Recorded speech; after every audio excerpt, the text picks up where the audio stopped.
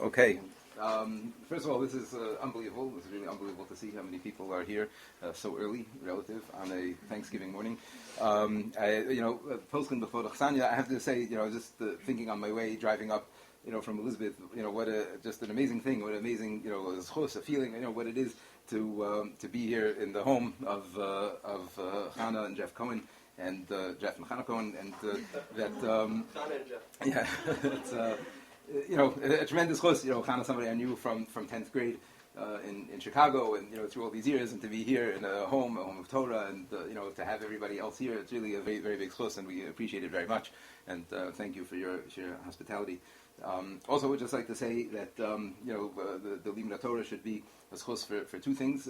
First of all, I'm sure you've all heard that Tova Ehrlich Walder's father was nifter, suddenly last week. And I was zochet to be at the Levaya on Sunday. Managed to make it there to Chicago. And Stephen Ehrlich was a person, Alav Shalom, who I knew from my time in Chicago, and interacted with quite a bit, and and spoke with. And it should be an aliyah for his neshama to see also the tremendous things that his daughter has achieved with most of you here in the room who have interacted with her over the years. Mit Hashem, it should be a schus for aliyah neshama. And also it's really what's going on in Eretz Yisrael right now.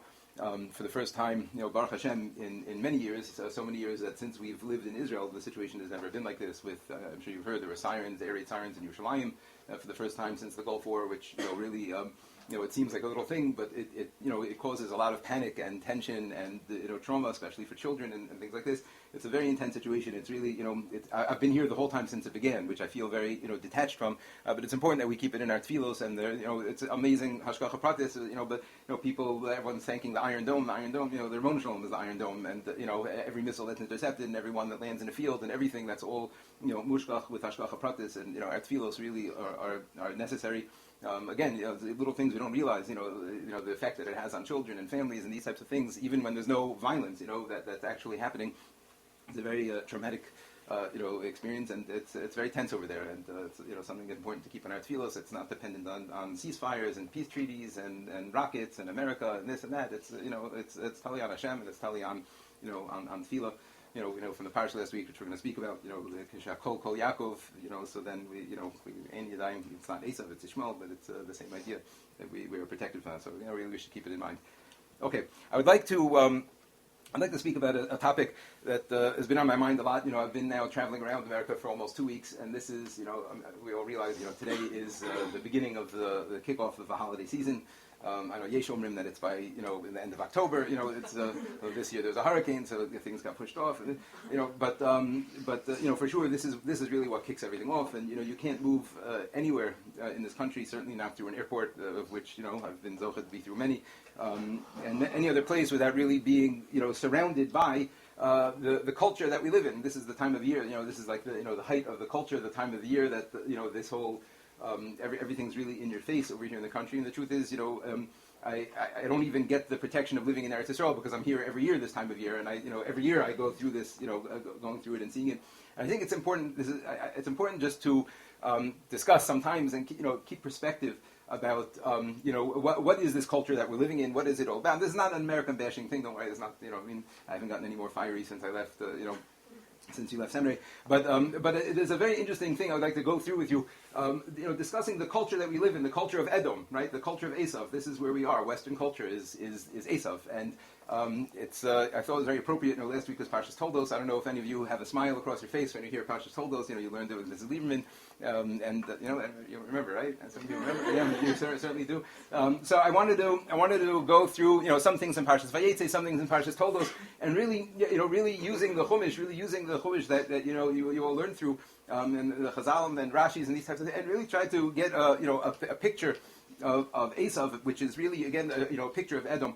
There's most of what I'm saying comes from the Sefer. There's the Sefer of Moshe David Valley. Is those of you who are in Talmud the past couple of years, so I've started quoting him sometimes. So he was a Talmud of the Ramchal during the times of the Ramchal, the author of the Mesilas Yesharim, and a very very very powerful svarim that he writes. So he says most of what I'm going to say comes from here. So he makes a very interesting observation, which I've never heard before, although it could be something simple that you've heard. But he makes an observation like this, that already in Parshas Vayetze, this week's Parsha, so what happens? Yaakov leaves the house of Vayetze Yaakov, right? Yaakov leaves the house of Yitzchak, leaves this incredible makom of Kedusha, like you imagine, the house of Yitzchak and Rivka, this incredible place.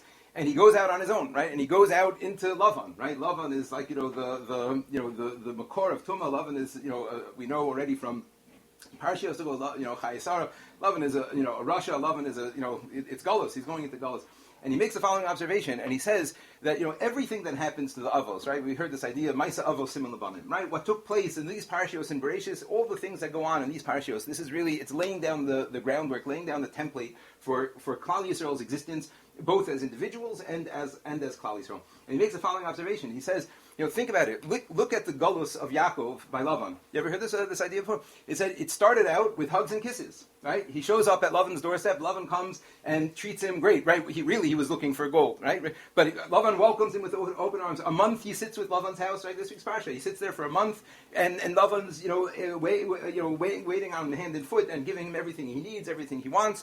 And then he says, okay, maybe you'll work for me a little bit, and not only that, I'll pay you great wages, right? You're going to get an amazing daughter. You're going to get an amazing wife. My incredible daughter is going to be your wife. He guarantees him all sorts of things, and Yaakov goes for it, right? Yaakov works there for 7 years, and then things start to change, right? After all of this great times and all of this, a good relationship and all these things, then all of a sudden Lavan tricks him and gives him Leah. And then he makes him work for another 7 years, and then he stays there longer. And you see at the end, when Yaakov describes, right, at the end of the parsha, when he describes to Lavan, what his experiences were, and he tells him, you tricked me in the daytime, and you tricked me in the nighttime, and I ate ice in the winter, and I baked in the sun in the summer, and he treated him like an eved, he treated him like a slave, and if not for Hashem who saved him and brought him out there, what b'rechush gadol, right? So he says, think about it. This is exactly what happened in Mitzrayim, right? It's exactly the same thing. They started out there, they were treated great, they were in the land of Goshen, they were in the best place, everything was going great, and then they said, we have an ischach melon, right? Let's deal with them in a chachmadik way. They got them working and being involved. In the beginning, they were paying them, and then it turned into slavery, right? And then again, ultimately, vayetzi b'rechush gadol, they also left. And then he says, this is the same thing by Galus, by Klal Yisrael always, for generations. This is the way it works.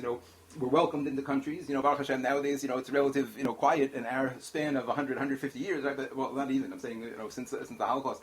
But before that, Klal Yisrael's experience was constantly like this, right? They're welcomed into countries. They were, part of the culture. They became part of everything. Then things start to go sour, and then they, then they get kicked out. Ultimately, the rechush gadol by this galus will be, bias Mashiach. Ultimately, we're going to see how this was all, with the same template. But it's an amazing thing. Amazing. I never thought of this before. That Yaakov's galus right now with Lavan, this week's parsha, this is really what sets the tone. This is what sets the Maisa Avos Simul Lebanim, for all future galuyos.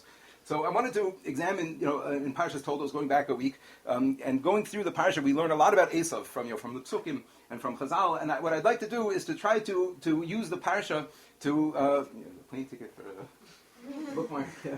I'd like to go through the Parsha and try to show a few things. First of all, to understand better our relationship with Eisav, right? The relationship between Yakov and Eisav, right? The connection between them and the way that they deal with each other and the way we see that they are supposed to deal with each other. So that, again, that's the template for us in Edom. That's the template. That's how Jews are supposed to be interacting with what's the relationship between us and Western culture, right? Just to make that point, I'm sure you've all heard this before, but, Eisav was Edom, which turned into Rome, and then all the Rishonim already say this, that the church, inherited the Yerusha of Edom from Rome, and the church is really what created Western culture.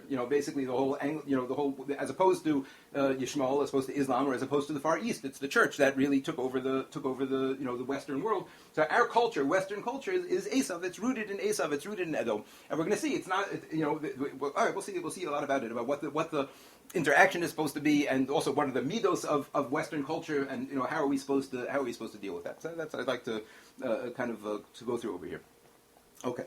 So yeah, just first of all, to clarify this idea, I've been really just jotting down notes as I went around here.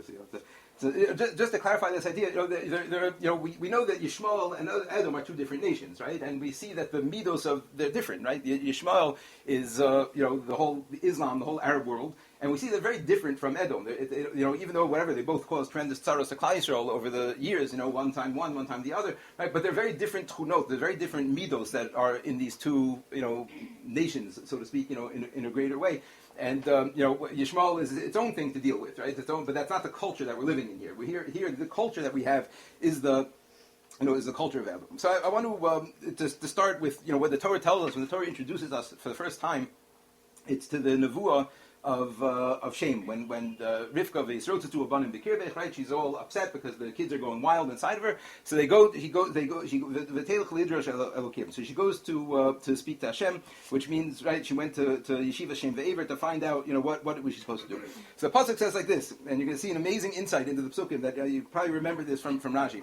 Shnei goyim bevitnech u'shnei le'umim mime'ayich yaparedu. Right? There's two goyim, two nations are in your stomach.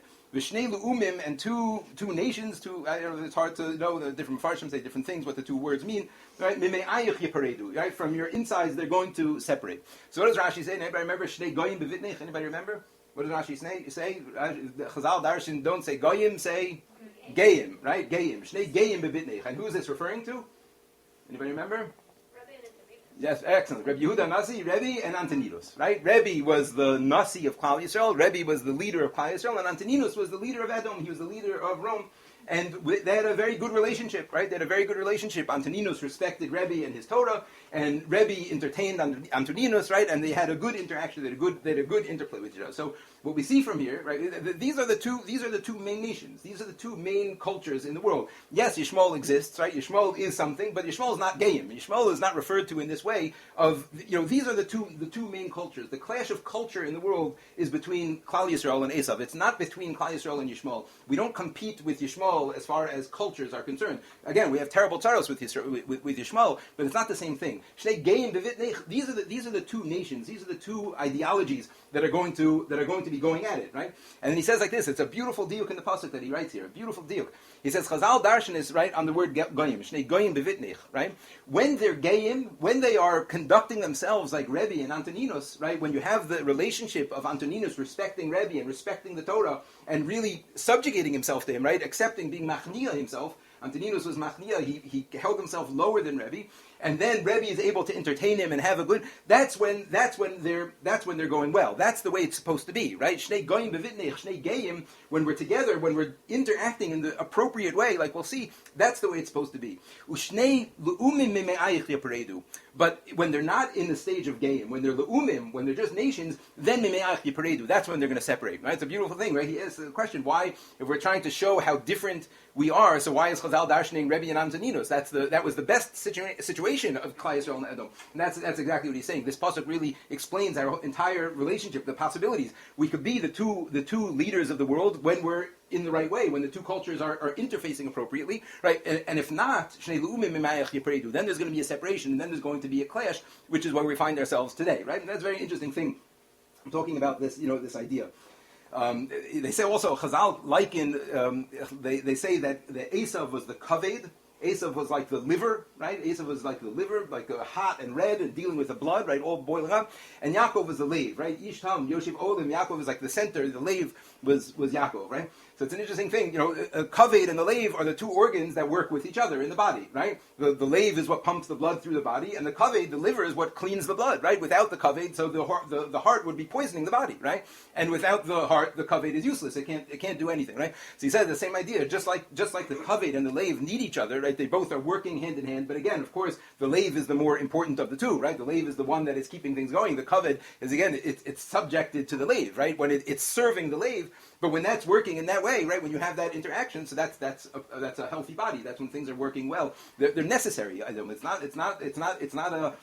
a culture that we want obliterated from. It's not like Amalek, right? Edom is necessary. It's something. There's something real there. But again, the interaction has to be appropriate. It has to be in the right parameters, in the right way. I'm sorry. Those windows open. The more windows here open. Yeah, it was inevitable that was the question was going to happen. But you can turn the air conditioner on. You can turn the air conditioner. I certainly will not say no to that if it was a serious offer. No. Thank you. Okay, so.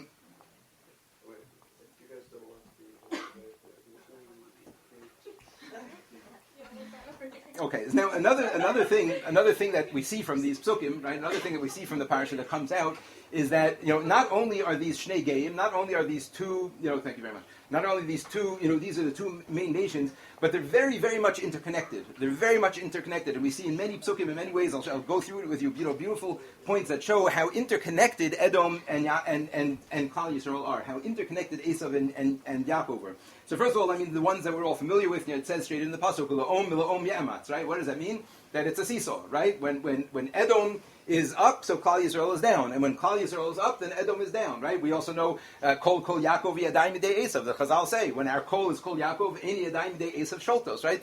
It's connected. It's not just like we do our thing and they do their thing. It's 100% connected. When Edom has more koach in the world, when Edom is stronger, that by definition means that Klal Yisroel is lower, and when Klal Yisroel is built up, by definition, that means that Edom is suppressed. It's a seesaw relationship that's interconnected. He points out also, the way they were born, right? They were connected already from birth, right? Eisav came out, and Yaakov is right over there. Yaakov is right there. The end of Eisav, that's where Yaakov begins. They're connected with each other. There's no separation between Yaakov, church and state, right? There's no separation. They're interconnected. He points out also by the brachos, the way the Lashon says it.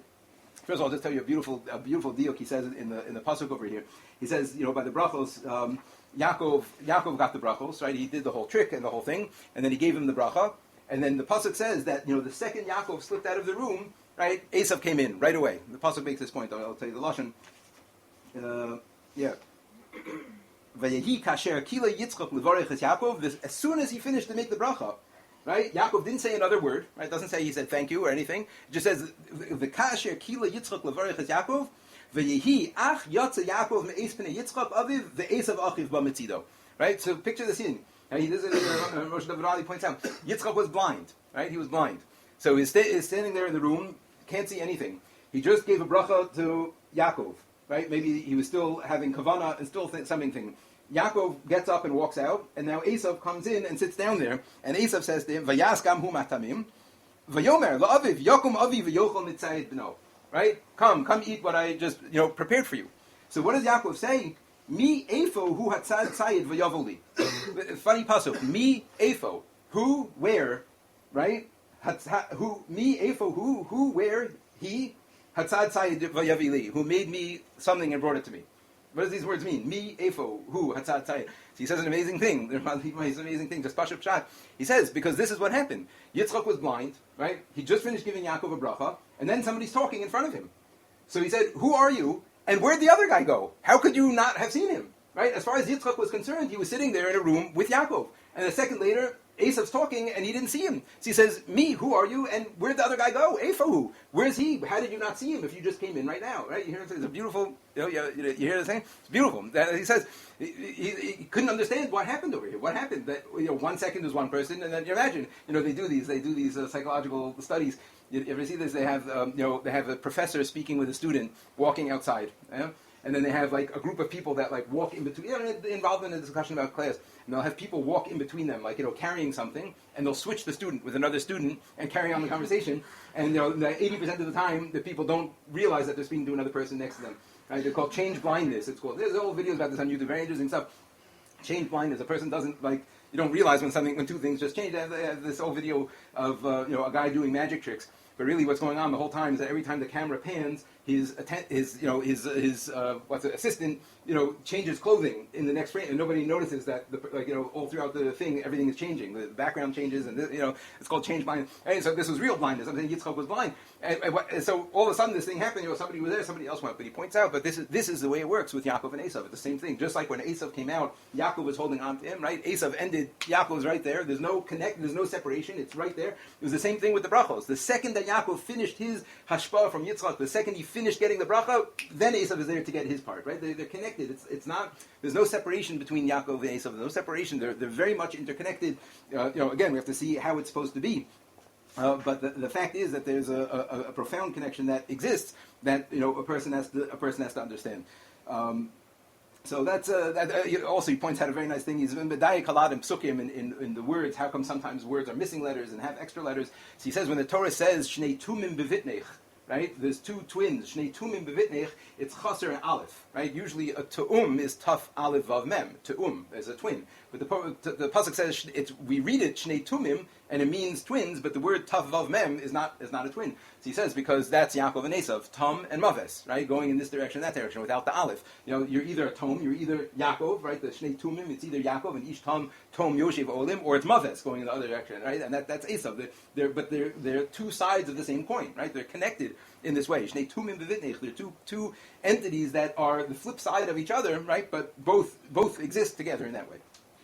So that's the idea. I think it's just an interesting thing that it's our approach to this culture, right, and our approach to the hashkafa, the perspective that we're supposed to have, again, is not a malik. It's not a culture that is be'etzem evil, right? It's a culture that has the ability to be very much involved with Klal Yisroel. That's Antoninus and Rebbe, Shnei Geim. It has that ability. It has the potential in there to be a great nation.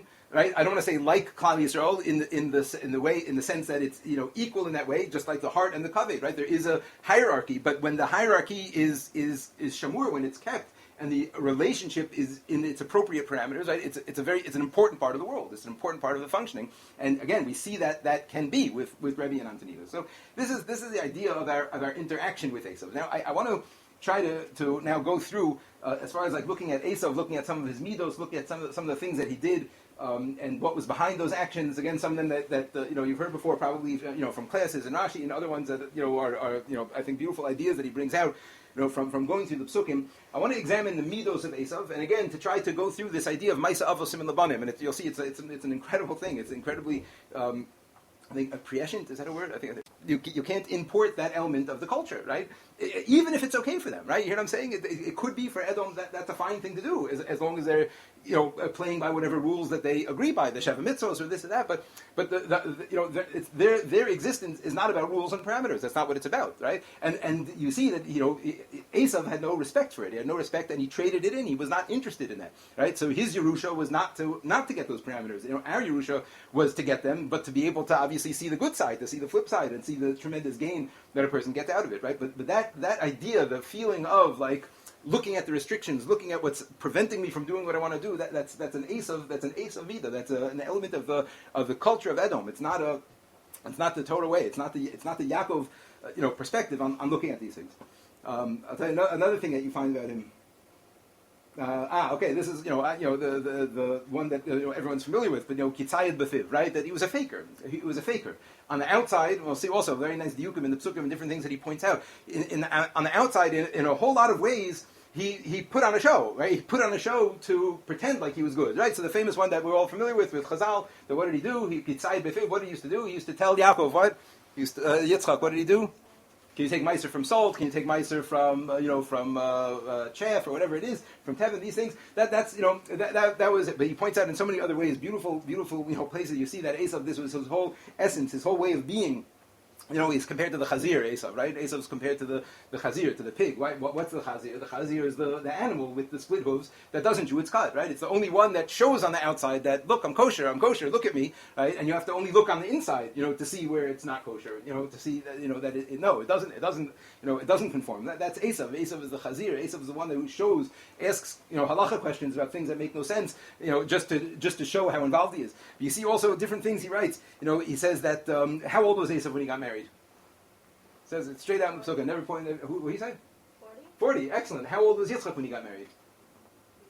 40. Right? He was 37 at the Akedah when Rivka was born. 3 years later, he was 40. So he says, what did he do?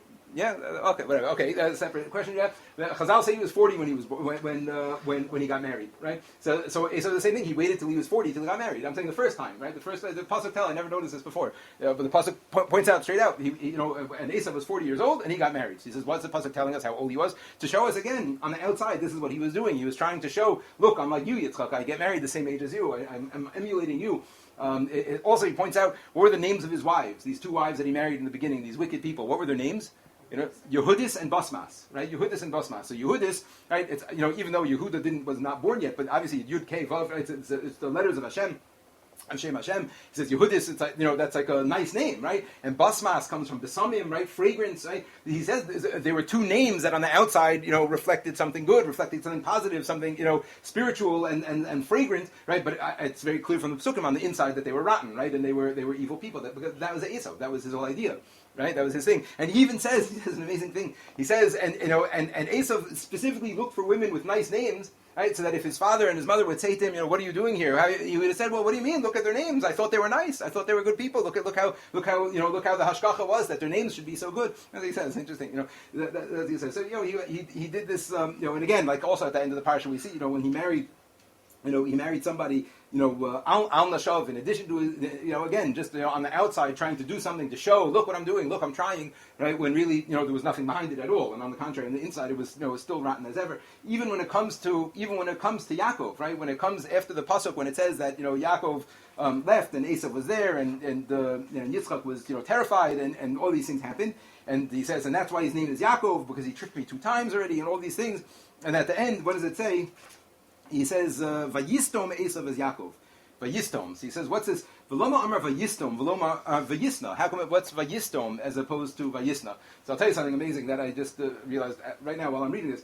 So you may recall from Beinam L'Chaveru class, the very first thing, the beginning of the year, we do this, why did you do that to me thing, right? Remember this? And we look in the Rambam, and the Rambam tells you the mitzvah of tochacha, right? Hocheach tochiach hasemisecha is to tell a person, lama asisili kach v'kach, lama chatasali b'davar ploni, right? You have to tell a person when you're upset at them, why did you do this, right? So I just realized right now, the lashon in the Rambam is, right? Lo yistamenu v'yishtok. Don't have vayistom. Don't have lo yistamenu v'yishtok. I just realized right now, what is vayistom? So he says, what does this mean? Da ki hastima hi sina kavusha. Sina is inside. Sina you keep inside. Melashon situm, it's closed off. Shenoter eva belibo ve'ena omer klum. Exactly this Rambam. That's an amazing thing. It's mamash lashon, right? Vayistom. That you close it off. In other words, Eisav didn't say on the outside, "Oh, I'm going to kill you, Yaakov. I'm going to get you. You just wait. I'm going to get you." He kept that on the inside. On the inside, he was furious and wanted to kill Yaakov. And Rivka only knew about this, right? Benevua. Right? But on the outside, he was pleasant. On the outside, of course, this is much worse. Like we speak about in the class. I have to make a photocopy of this for next year. Right? It's much worse. It's much worse the inside hatred than the outside hatred. Right? Because he says a person can't protect himself. Right? And he says also, like the saying is that the dog that barks doesn't bite. That's what he says. So when a person keeps it on the inside, right, it's much worse. And that's Vayistom. But again, it's the same midah, the same hanhaga of Eisav, of putting on the outside, a friendly face and smiling and being very warm, right? But on the inside, it hates our guts, right? On the inside, Vayistom, there's a sinner there that's on the inside. Halacha, Eisav, Sonias, Yaakov. Right? Again, it doesn't have to be that way. We see by Antoninus, but in the wrong way, there's a sinner there. There's something that's beneath the surface. No matter how big the smile, no matter how big, there's a Vayistom over there. And this is Eisav's forte. This is he's a faker. This is the essence of Eisav. He's the chazir. This is his mahus. His essence is this. And again, for their culture, it's fine. I heard years ago a shiur about this time of year. About this whole idea. Everyone's so nice and sweet and smiley, and everyone in the stores, all these other things. But it doesn't change a person. That's what the person was saying. I don't know. It's true, not true. I don't know. But he said, it doesn't change a person. The people they're not. They don't work on their midos this time of year. They put on a bigger smile, which means they keep it deeper inside. I don't know if it's true, not true. I don't know. Is it like that? It is like that. He's nodding. Okay, Jeff is nodding. So that's what they say. And what is it? And this is their whole avoda. This is their avoda in the season. The avoda is to put on the bigger smile. Right? The whole avoda is the external avoda, which again, for them it could be fine if their culture functions this way, and everyone's fine with it. Everybody knows everybody's faking. Everybody knows, this actor, he really cares about this cause. Or, everybody knows everybody's a faker. Politics is the most ludicrous thing. Some of the politics, who takes these people seriously? It's like, and why do people take those people seriously? It's all a big fake. It's all a big sham. Nobody means what they say. Nobody, you know what I mean? I don't. When I say nobody, you know what I'm saying. Like I said, it's not about bashing the culture. If their society functions on this level, that's fine. It's fine. Let them have 100 channels on politics, all to talk about the sheker that the guy is saying, and taking it seriously to different level. All these things, it's mind-boggling. And people get wrapped up into it. But that's not us. That's not our culture. It's not us to be all a part of that and to get in. You know what I mean? It's a culture that operates in this way, which again, it's fine. It's not evil.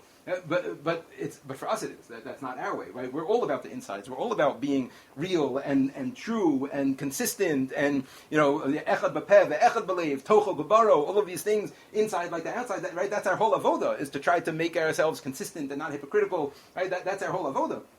No, but we live in a culture where there's no value to that. There's not a value in the culture, and on the contrary, but the balpus, the essence of the culture itself, is based on this. It's based on a culture where everyone's okay with sheker. They're okay with it, and it's fine. That's how they work. But that's not our culture. That's not the way that we are. That's another interesting thing that they say. So I think.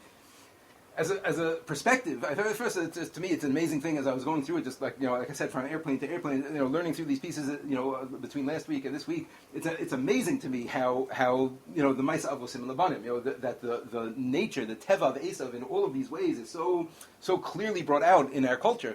But it's also amazing to me the idea that he's saying, this distinction, this difference, that they're two different cultures. They're two different cultures. And what's fine for one culture is not for the other culture. And when a person is involved in it and immersed in it, so we have to be very vigilant. We have to be very careful to how am I thinking about things? Am I thinking about things from that perspective? And if I am, so then that's when Eisav is getting stronger and Klal Yisroel is getting lower, because we are subjecting ourselves to Eisav, right? By adopting their culture, adopting their ideals as our own, as opposed to recognizing that what's an ideal for them and a great thing for them to strive for and an amazing thing, Lance Armstrong, right? Let's take Lance Armstrong. So he's a person who from his earliest days, the most unbelievable Bal Midos Raos, the most unbelievable Bal Kas, Bal Gaiva, and all these things, all the worst Midos that we go. But what does he do? He makes a great charity,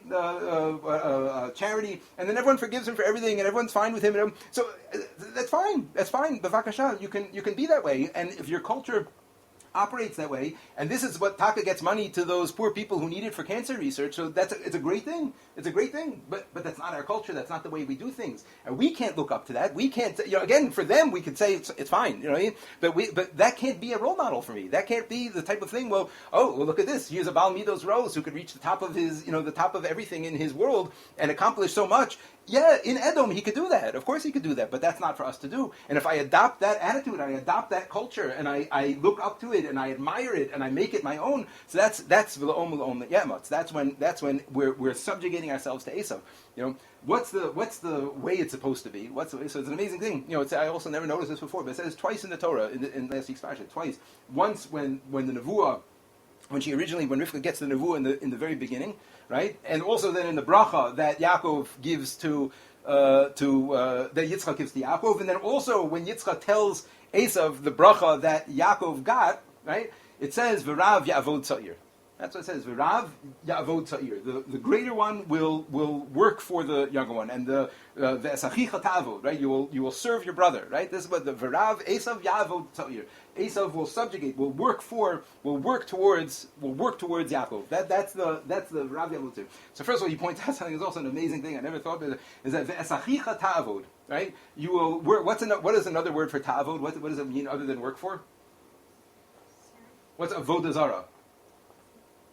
Worshipping, right? You're worshipping. So the Rav Sachicha Ta'avod Eisav, you are going to worship your brother, right? Who was Yeshu? He was a Jew.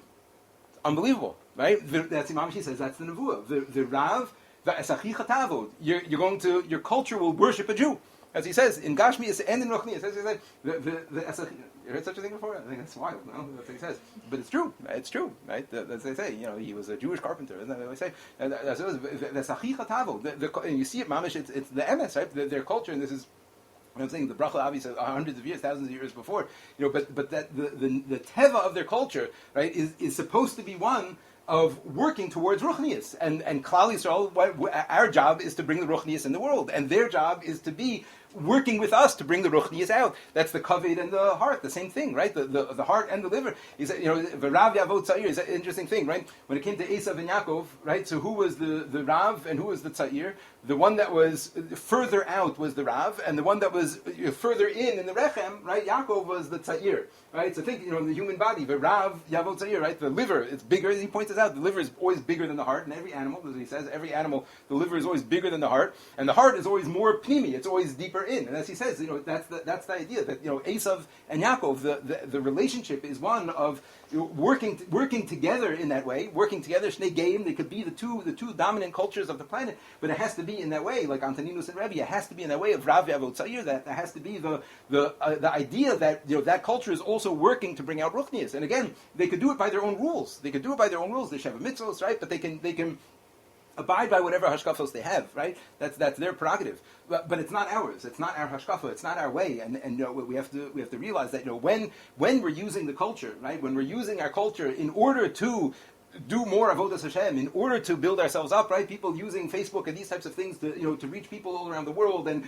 Bali Tshuva and all these things. That's what we're supposed to be doing. We're supposed to be taking that culture and using it to bring out Ruchnius in the world, right? It's not their job. It's our job, right? They're producing the culture. It's our job. V'rav Yavot Tzir. It's our job to use it to make it work for us in order to do what we need to do. But if Chas v'Shalom we're adopting it as our own, right? If we're taking the place of admiring it and looking up to it, that's exactly that's Eisav getting stronger and Klal Yisroel getting weaker. So I thought it was important to talk about this, just to get. And first of all, it's incredible to me. I feel when I learn sometimes the Parsha and the Sefer, I feel like I'm learning it for the first time. Now, all these ideas that we know these psukim for years, and these different ideas that he brings out from the psukim. But I just think this idea, this template of the relationship between Yakov and Eisav, this template of the midos of Eisav and the midos of the culture of Edom, which again we're engulfed in it. We can't move 2 feet without experiencing it. And the idea is that it's not supposed to be something that is destroyed. It's not supposed to be something that has no, and that's it's called the Chazir, because even when Mashiach comes, it'll be Choser, it'll come back and be kosher, right? Edom ultimately, right, when they're going to fulfill their role, ultimately, right, of Rav, so they are going to be Mukhshar, they are going to come around, they do have a place in the picture, right, a big place in the picture. That's Shnei Geim. These are the two cultures that are supposed to be bringing out, Elokus in the world. But again, it's up to us as far as our interaction with it, our relationship with the culture, to make sure that we're using it, in order to bring out the Ruchnius. And again, Chas v'Shalom, not that we are being, caught up in it and adopting it and making it our own. All that does, we feel it's pushing us higher in the culture, but really it's pushing us down. Right? That's when Eisav is mitgaber, so then we're pushed down. So I just think, again, it's such an important thing in this time of year to again, not to bash it with the lady smiling behind the counter and all these things. It's gavaldik. It's gavaldik. Good. Run your culture this way. It's a gavaldik thing, and all, but it's not my culture. It's not me. That's not the way that I'm supposed to be. And when I'm interacting with it, so I can interact, with them. But that's not me. That's not my ideal. That's not my hashkafa. That's not what I'm about. That's not what I'm dedicating my life to. Those are not the ideas that are informing Chas v'Shalom, the decisions that I'm making in life. That's how we have to try to deal with this. And then Mir Hashem, and we'll do our best to subjugate the culture for our needs in order to bring out what we can bring out in the Ruchnius, and Mir Hashem, and we'll have Bias Goel Tzedek, Meir V'Amenu, and we'll have Edom, be in the place that it's supposed to be and be recognized like Antoninus and Rebbe, and running the world, together, but in the appropriate way, like the liver and the heart run the body. Mir Hashem, Meir V'Amenu. So he goes through in a manner. Again, we're going to see like some of these midos of Eisav, some of these things, and we're going to see how unbelievable it is, how unbelievably it ties into what Western culture is really all about. And again, there's this culture that we're absorbed in, that we're immersed in, and that we're a part of. And again, it's not by definition a bad relationship, but again, that has to be understood of what it is we're dealing with, what is it that we're a part of over here, and how are we supposed to be mityaches to it? How are we supposed to? I think people like shifting uncomfortable. I'm not saying anything bad. It's not a bad thing. Okay, so I want to. So I'm going to point out a few things about Eisav, a few ideas, which again, the point is to try to show, the underlying hashkafos, what was his worldview, what was behind his way of thinking. And obviously, again, he was a rasha, he was a wicked person, and, used all of these ideas in the wrong way. But this is the idea, try to get a picture of what Eisav is, again, the progenitor, Maisa Avo Sim Labanim, now on the tzad of the other culture, right? About, what is it about? What is this whole thing? So, I think a very important nakuda, a very important fundamental idea by Eisav that you see very clearly from the psukim by the Mechira when he sells the bechora for the bowl of soup. Eisav was a believer in what you see is what you get. Eisav was a believer in Olam Hazeh. He was a believer in, dealing with the here and now, dealing with what's in front of him, and to the exclusion of spiritual pursuits, right? To the exclusion of dealing with things from Ruchnius or having any sort of striving in a Ruchnius way. Eisav was a person who dealt with the here and now, dealt with the physical world, interacted with the physical world. Right? We already know this, the lashon of Ish Sadeh, right? He was a man of the field. I spoke about this by your house last year, right? It was last year, I think. So we had a different idea of what it meant to Ish Sadeh and a Yoshev Olim, right? But Eisav was what you see is what you get. It's an amazing thing. The mechira of the bechora for the soup. Right, so we are very familiar with it on our side of the bargain, right? We know what Yakov gained out of it, right? Yakov gained the Bechora, he gained the brachos from Avram, right, through Yitzchak, and he became the progenitor of Klal Yisroel, right? He became the father of the Shiftei Ka, right? We know what Yaakov got out of it, right? But we don't hear about the flip side, right? L'maisa, Eisav gave up the Bechora, right? And he got this soup. Right, so it's hard to imagine that that's all that this was about. We're talking now as far as cultures, right? We're talking about as far as the creating the cultural DNA for Yaakov and Eisav, right? For Klal Yisroel and Edom. There's got to be more to this idea of just selling the bechora for a bowl of soup. You know what I mean? And that's his name, Edom. They called him Edom because of the soup that he ate, right?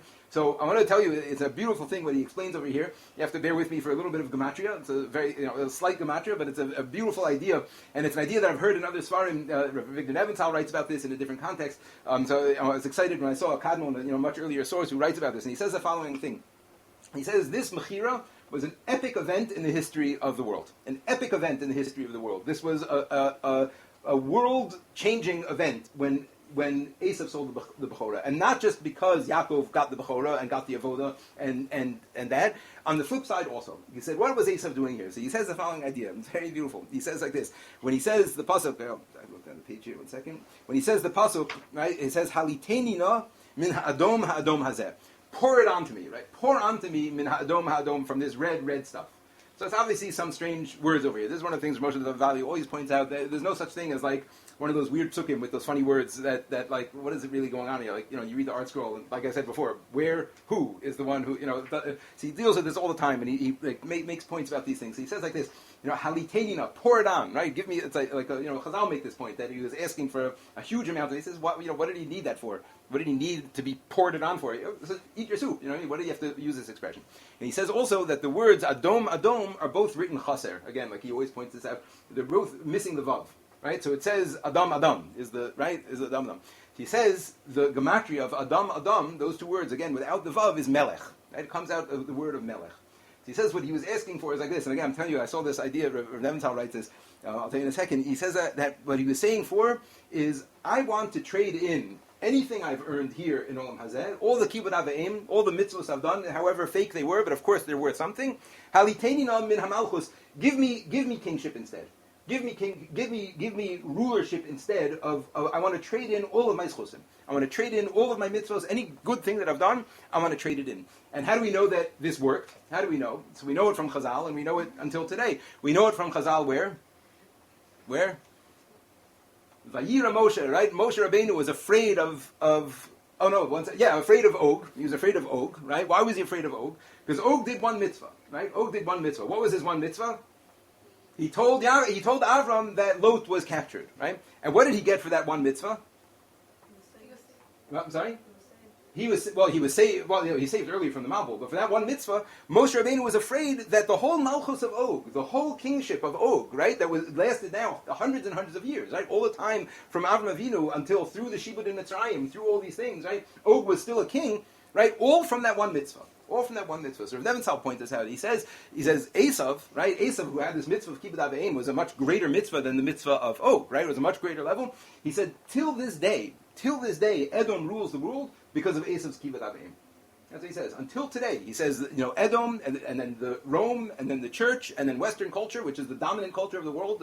Certainly, the Islam maybe has more numbers, and Hinduism and whatever else in the East, but those are not the dominant cultures of the planet, right? The dominant culture. I'm not just speaking because I'm an American. I'm saying this is, I think anybody, as far as the culture that infuses the planet is still the culture of Edom, and he says it's from this kibbud avim, and the Rivali writes that this is when it happened, when he traded in his olam haba for his olam hazeh.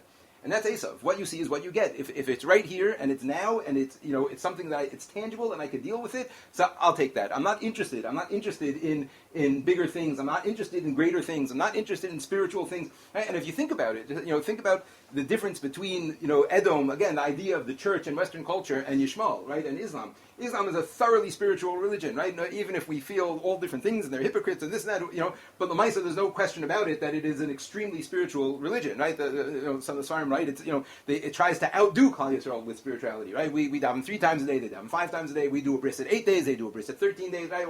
We have a fast for a day here and there, they fast for a month, right? All these things. There's a lot of these types of ideas, right? We have an idea of tznius and they take it to an extreme, right? All these things. They're constantly trying to outdo Klal Yisroel in ruchnius, right? And that's in the name, Yishma Kel, right? The Pasuk says, Hashem is going to listen to this person's tefillos. This person has a tfisa in Kedusha. This person has some connection, right? They do a bris milah, right? A bris milah is our oaths with Hashem, but, L'maisa Yishmael does it, right? And they do it because of Avram Avinu also, right? They have a tfisa with ruchnius, Yishmael. Edom is not like that, right? Edom, the culture of Edom, is not a spiritual culture, right? And all of their spirituality and all the Catholic Church, and the Crusades, that was a real, spiritual pursuit, right? They convinced themselves that it was, right? They convinced themselves that was, some great holy thing, but, subsequently, hundreds of years later, apologized for it, etc. It's not a spiritual culture. It's a culture of what you see is what you get, right? All atheism, all the scientific naturalism, all of these things, they come out of Western culture. They come out of Eisav, the perspective of an Eisav, the perspective of this is where it's at. This is what I see. This is what I deal with. This is what I interact with. And don't talk to me about Bechoras and this and that and spirituality. I want to be the king. I want to be the king, forever. I want to be the king. And he is, again, until Mashiach comes, and he'll, it's going to all go back, which we'll talk about soon. All right, but that's number one about Eisav, this midah of, you just deal with the here and now. You just deal with, and this, again, you've heard me talk about this probably a million times, the idea of science and naturalism and, dealing with the world without any assumptions about anything more spiritual, and your free will is a joke. It's just neurons in your head, and all these things. This is what they deal with. This is their whole ASEC, this is what they promote. And the whole idea is just that, this is all that there is, and what you do really does not matter. It really has no impact. It doesn't really matter, one way or the other. And you live and then you die, and that's that. That's Eisav. That's what you see is what you get. Then again, there was this epic event of Eisav trading in his connection to Olam Haba, trading in his possible connection with Ruchnius, right, in order to have it here, right? And that's number one. Another thing, which again you find this in various places, I'm not, some of these I never saw before.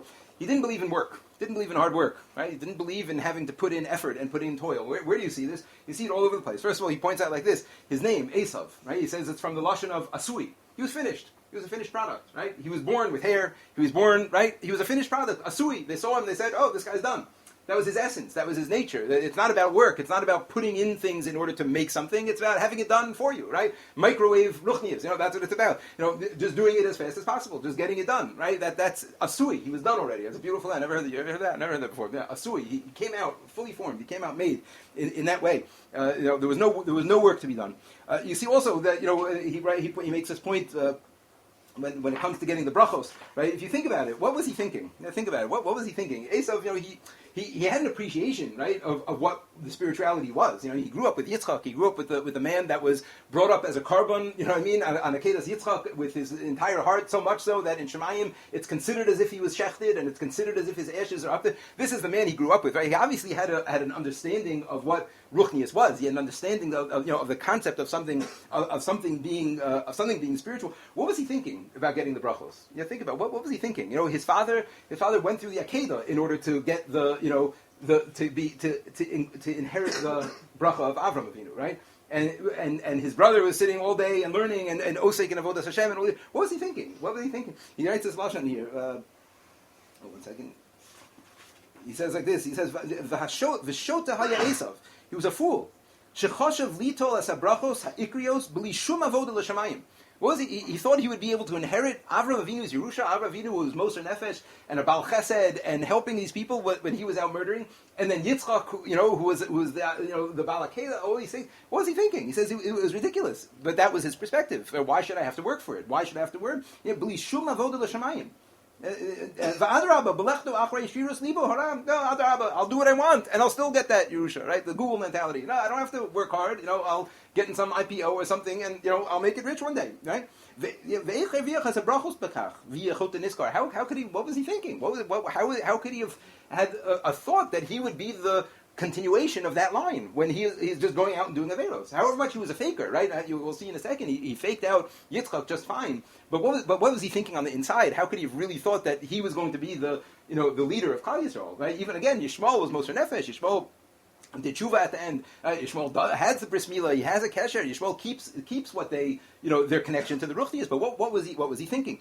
And he says also, we see this also by at the end of the parasha when it says that he saw that Yitzchak and Rivka sent Yaakov away because his wives were bad, right? And so what did he do? So the pasuk says that he took for himself. He went over to Yishmael and he took a wife, right? Al nashav, right? In addition to his other wives. What does Rashi say? You finished the parasha, Toldos, right? You finished it. No, you don't finish it? What does Rashi say? Al nashav, in addition to his wives. As he didn't divorce his other wives, that would have been hard, right? He saw that his parents thought that his wives were wicked. He saw that they sent Yaakov away so that he shouldn't marry the type of person that he married, right? So what does he go ahead and do? Yeah, he just does something else. It goes, takes another wife, take another. But al nashav, he didn't get rid of the other ones. That would have taken effort. That would have been hard. That would have been work, right? To go ahead and have to, these people, obviously he liked them, he got something out of them, right? So to have to give that up, that would have been too hard. No, he doesn't do that, Eisav. He doesn't give things up for a higher cause. That's not his way. He doesn't do it. He doesn't do that. It's not the trade-off that he makes in life. That's not what it's about. That's also, I think another interesting element, of culture. Again, not that. Okay, again, you understand what I'm saying, but the idea of just, it's not about putting in the work. You spent a year hearing this, in terms of obviously, but it's a very thorough element of our culture, and it really is something a person has to be aware of. That that's not a Jewish culture. That's not a Jewish ideal, right? It's an Edom ideal. It's an Eisav ideal, right? Which maybe for him is fine. Again, he gave up that connection, right? He did give up that connection. If he doesn't want to put in the hard work, that's not his job. It's not what he's needs to be doing, right? We'll see soon what Edom's job is supposed to be, but it doesn't involve all of this stuff. It doesn't involve that's not what they're cut out for. So it's fine. It's fine for that culture. It's fine for the culture to be a culture of trying to do the least amount possible, right? But that's Edom. It's not us. That's not Klal Yisrael's culture. That's Eisav. That's Eisav's perspective on the world of getting freebies and doing the minimal, just what I need to do, and then and then going from there. Now, what's connected to this also an interesting thing.